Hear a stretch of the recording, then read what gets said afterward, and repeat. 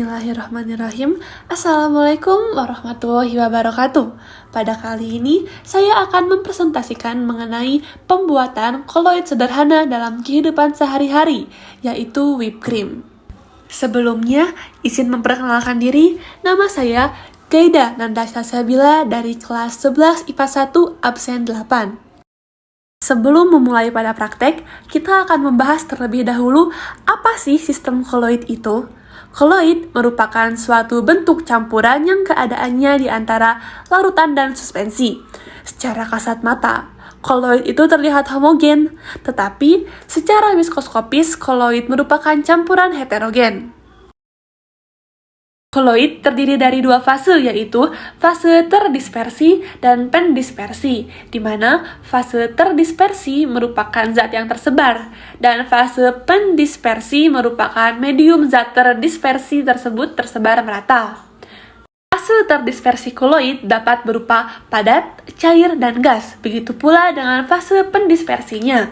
Terdapat hanya 8 jenis koloid karena apabila fase terdispersi gas dan fase pendispersi gas campuran keduanya bukan merupakan koloid tetapi larutan, yaitu campuran homogen. Selanjutnya, kita akan membahas mengenai pembuatan koloid. Koloid dengan ukuran partikel yang besarnya di antara larutan sejati. Maka, koloid dapat dibuat dengan dua cara, yaitu memperbesar ukuran partikel larutan atau memperkecil ukuran partikel suspensi.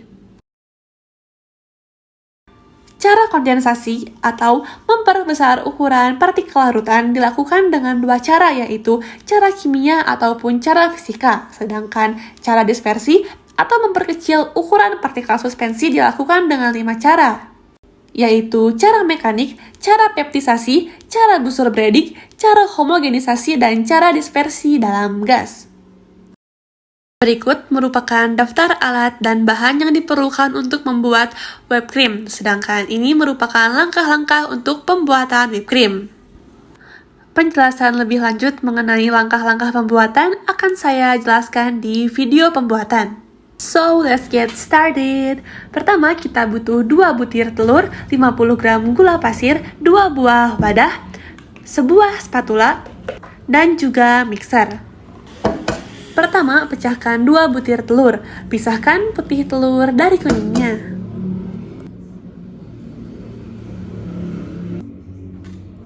Kemudian, campurkan putih telur dengan gula pasir, lalu aduk rata. Didihkan air, lalu di api kecil panaskan telur dan gula dengan teknik double boiler sampai gula larut dan telur aman untuk dikonsumsi. Kemudian angkat dan pindahkan ke wadah lain. Langkah selanjutnya, kocok campuran tersebut dengan menggunakan mixer dalam keadaan panas sampai stiff peaks. Stiff peaks merupakan keadaan di mana adonan akan terlihat kaku tapi belum sampai mengeluarkan air. Well, whipped cream sekarang sudah jadi dan siap digunakan. Ini dapat digunakan dalam berbagai hidangan yang akan Anda buat. Sangat mudah kan membuatnya? Whipped cream merupakan busa yang distabilkan oleh lemak. Busa dalam whipped cream ini adalah gelembung-gelembung udara yang dikocok dalam lemak. Jika pengocokan sempurna, globula lemak akan tersebar merata dengan gelembung udara dan membentuk emulsi yang kokoh sehingga mendukung stabilitas busa. Struktur whipped cream sebenarnya sama loh seperti struktur yang terjadi dalam es krim. Setelah dikocok, krim mengembang hingga kira-kira 2 kali dari volume awal karena bercampur dengan udara. Jaringan lemak akan terperangkap dalam udara. Dan jika terus dikocok, tetesan lemak tetap bersama menghancurkan koloid dan membentuk cairan sisa putih telur. Dan gula terkadang ditambahkan pada koloid sebagai pengeras dan mengurangi resiko bergolak atau over whipping. Dari pembahasan tersebut, kita dapat mengetahui bahwa koloid merupakan suatu bentuk campuran yang keadaannya di antara larutan dan suspensi. Secara kasat mata, koloid terlihat homogen, tetapi secara mikroskopis, koloid merupakan campuran heterogen. Koloid terdiri dari 2 fase, yaitu fase terdispersi dan pendispersi.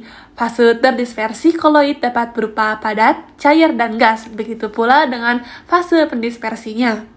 Pembuatan koloid dapat dilakukan dengan dua cara, yaitu cara kondensasi ataupun cara dispersi. Sekian pembahasan yang dapat saya sampaikan mengenai pembuatan salah satu sistem koloid, yaitu whipped cream. Terima kasih atas waktunya. Mohon maaf bila ada kesalahan kata. Wabillahi taufiq wal hidayah. Wassalamualaikum warahmatullahi wabarakatuh.